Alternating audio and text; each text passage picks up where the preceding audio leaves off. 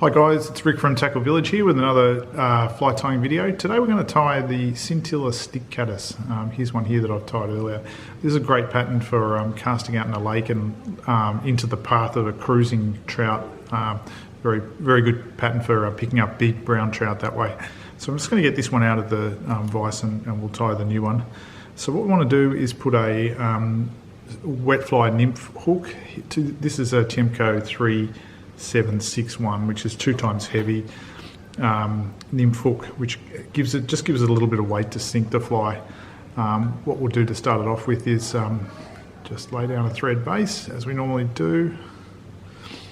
Just do that quickly. Now if you want, sometimes I tie these and put a little bit of lead wire in them as well to just give them different sink rates. So you can, if you're finding it sinks too quickly or slowly, you can change flies and you'll end up with one with a faster or slower sink rate depending on your needs.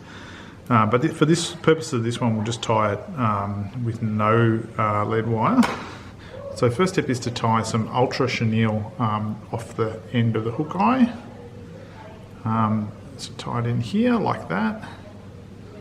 That's going to be the head of the caddis pupa poking out of the casing.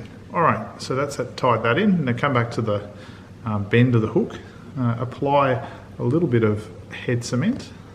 Not head cement, what am I talking about? Dubbing wax. We're going to double with Antron because scintilla dubbing, it's very hard to get these days. I don't think it even really exists. But Antron, so that's like a synthetic fibre, works fine. So we'll tie that on. Antron can be a bit tricky to dub, so that dubbing wax does help. I don't think that got on there properly. Bear with me for 1 sec, I'll do a bit more. Okay, so that's the wax on. Now we'll tie the dubbing. Now, I don't mind with this one if the dubbing's a bit messy personally, because we're going to burn it off with a cigarette lighter later on, because that creates the look that we want for the case. So here's my body. I'm going to build it up, build the body thicker than I want it to be in the finished form, because I know that it's going to, when I burn it with the cigarette lighter, it's going to shrink down quite considerably actually. So I'm just building up a body that's much bigger than I need. Again, you need to get it that tapered shape. A bit more wax on here. Excellent, a bit more Antron.